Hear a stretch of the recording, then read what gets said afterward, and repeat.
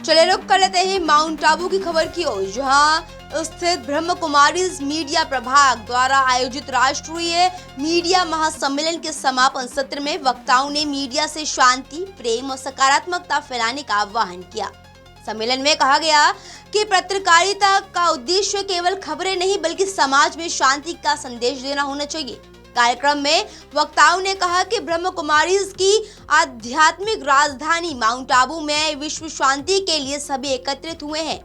उन्होंने कहा कि शांति पहले अपने भीतर स्थापित करनी होगी, तभी दुनिया में उसका प्रसार संभव है।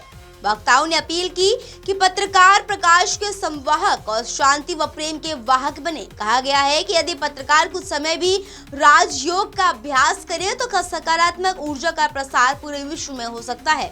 वहीं ब्रह्म कुमारी संस्था के अतिरिक्त महासचिव बी.के. मृत्युंजय भाई जी ने अपने अध्यक्षीय उद्बोधन में कहा कि शांति हर धर्म, भाषा, वर्ग की आवश्यकता है। उन्होंने कहा कि शांति केवल कुछ समय के लिए नहीं बल्कि स्थायी रूप से जीवन में होनी चाहिए। उन्होंने यह भी कहा कि अहिंसा किसी जाति विशेष का नहीं बल्कि मानवता का धर्म है। साथ ही उन्होंने स्व परिवर्तन को विश्व परिवर्तन की कुंजी बताया। इस 4 दिवसीय राष्ट्रीय मीडिया रिट्रीट में देश भर से आए 450 से अधिक पत्रकारों ने हिस्सा लेकर विचार विमर्श किया और अपने अनुभव साझा किए। माउंट आबू राजस्थान से बोधन भट्ट की खास रिपोर्ट। नाम ब्रह्म कुमार मृत्युंजय, मैं additional secretary general of Brahma Kumari ईश्वरीय विश्वविद्यालय। मैं करीब 57 ईयर्स से इस ईश्वरीय विश्वविद्यालय से जुड़ा हुआ, ओरिजिनली फ्रॉम बेंगलोर, परंतु मैं करीब 45 ईयर्स से माउंट आबू में रहता हूँ। मुझे बहुत खुशी है, देश की विविध भागों से मीडिया बंधु लोग इधर आते रहते हैं और उनको यहाँ का संदेश ईश्वरीय विश्वविद्यालय का लक्ष्य है। अभी जो हमारा नरेंद्र मोदी जी देश को विश्व गुरु बनाने की सोच है, परंतु इसको बनने के पहले ही हमारा फाउंडिंग फादर पिताश्री प्रजापिता ब्रह्मा बाबा, इन्होंने एक स्वप्न देखा था, इस भारत को देवी भारत, श्रेष्ठ भारत, समृद्ध भारत, समरस भारत और सबके समान अधिकार का भारत, ऐसी एक भारत को बनाने के लिए, इसके लिए उन्होंने एक आध्यात्मिक शिक्षा, योग शिक्षा, नैतिक शिक्षा दे करके शिक्षा से मनुष्य को श्रेष्ठ बना सकता है। शिक्षा से मनुष्य श्रेष्ठ संस्कार वाले बना सकता है।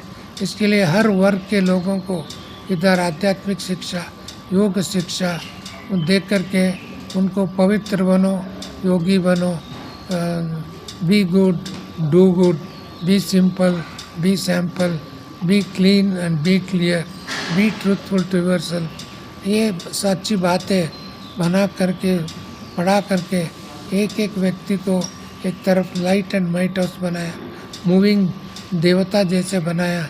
ऐसा बनाने के कार्य निरंतर 1 मैन से 1 मिलियन लोगों को तक अभी पहुंचा। तो अभी मुझे विश्वास है अभी 9वां दशकोत्सव का इस साल शुरुआत हुई है, माना 90 ईयर्स हमने कंप्लीट किया विश्व सेवा में। अभी आने वाले 10 साल के अंतराल में मुझे विश्वास है ये भारत एक श्रेष्ठ भारत बनेगा और ऐसे बनाने के कार्य में मीडिया के बंधु भाई लोग बहुत सहयोगी है। मैं उन सबको अपनी तरफ से, संस्था की तरफ से, समस्त विश्व ईश्वरीय परिवार की तरफ से उनको नमन करता हूँ। ऐसे ही कार्य सहयोगी बने, योगी बने, भारत को दैवी साम्राज्य बने, यही हम सबका मिलजुल के कार्य करेंगे। ऐसा करने वालों को शत शत प्रणाम। ओम शांति, नमस्ते। और मैं हूँ बोधन भट्ट मालूम, छत्तीसगढ़ से। हम आए हैं मीडिया विंग के कार्यक्रम 30 अप्रैल से 4 अप्रैल तक जो माउंट आबू में होने वाले कार्यक्रम में, जहाँ तमाम देश विदेश और अनेक राज्यों से हमारे पत्रकार बंधु भी आए हैं। आप इधर हमारे कैमरा में इधर रहेंगे, इधर यूनिवर्सल इकोनॉमी हॉल जो दिखा रहे हैं, यहाँ मीडिया विंग का जो कार्यक्रम है। हमारे पीछे जो आप देख रहे हैं, कैमरा मैन दिखा रहे हैं, जो पीछे पहाड़ी जो एलोवेरा पर्वत बोलते हैं, उसमें पूरा पहाड़ियों से पूरा घिरा हुआ है।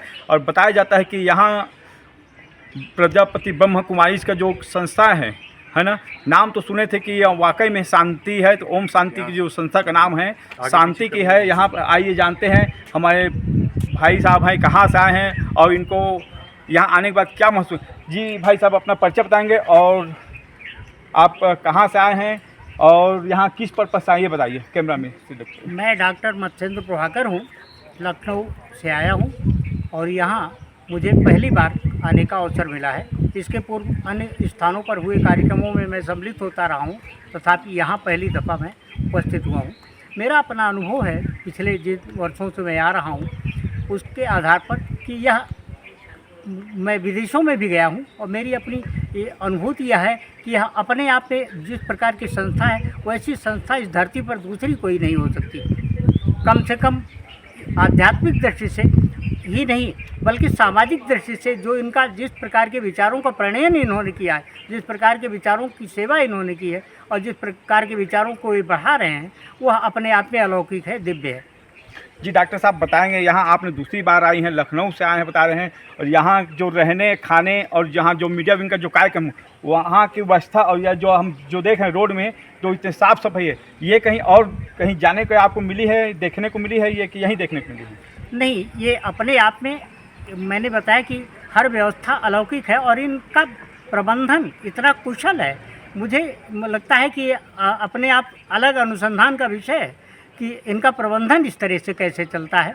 और सबसे ज़्यादा आश्चर्यजनक बात तो ये है कि हमारे देश में जिस नारी शक्ति की बात की जाती है यह पूरी संस्था महिलाओं के द्वारा ही गवर्न होती है। जो सर्वाधिक आश्चर्यजनक बात है कि हमारे देश में जहाँ एक तरफ राजनीतिक स्तर पर इस बात के लिए संघर्ष किया जा रहा है, राजनीतिक स्तर पर फिजा बनाने की कोशिश की जा रही है, नारियों को शक्ति देने की, यहाँ ये नारियों के द्वारा ही संचालित संस्था है जो अपने आप में दिव्य है। भारत सरकार को भी इस बात से प्रेरणा लेनी चाहिए। जी डॉक्टर साहब एक प्रश्न और था मेरा कि अभी 30 अप्रैल से 4 मई तक जो मीडिया विंग का जो कार्यक्रम है जिसमें आज तीसरा दिन है, उस कार्यक्रम में आप भी भाग लें होंगे। उसमें जो वैश्विक इस दौर में मीडिया का जो भूमिका है और जो हमारे देश के प्रधानमंत्री माननीय नरेंद्र मोदी ने भारत देश को विश्व गुरु बनाने का जो सपना देखा है उसमें मीडिया की अहम भूमिका जो बता रहे हैं, उसमें सिर्फ मीडिया की भूमिका है कि आम जनमानस का भी इसमें क्या भूमिका है कि ये आप बताइए। निश्चित तौर पर आम जनमानस की भूमिका के बगैर कोई कार्य संभव नहीं है, लेकिन आम जनमानस से ही उत्पन्न होकर के मीडिया के लोग बाहर निकले हैं और मीडिया के लोग समाज के जागरूक प्रतिनिधि समझे जाते हैं। मीडिया के लोग जो हैं, जो पत्रकार जिनको कहा जाता है आमतौर पर, वो समाज के जागरूक सदस्य होते हैं। वो उनके पास कोई विशेषाधिकार नहीं होता, तथापि वो जिन अधिकारों के साथ संघर्ष करते हैं, जिस चेतना के साथ संघर्ष करते हैं वो महत्वपूर्ण होता है। इसीलिए उनको जनप्रतिनिधि जनता की ओर न हो करके भी जनता उनके साथ बहुत अपेक्षाएं करती है और वे समझती है कि उनके द्वारा कही गई कोई बात जो है सर्वाधिक दूर तक जाएगी, उसकी प्रभाविता अलग होगी।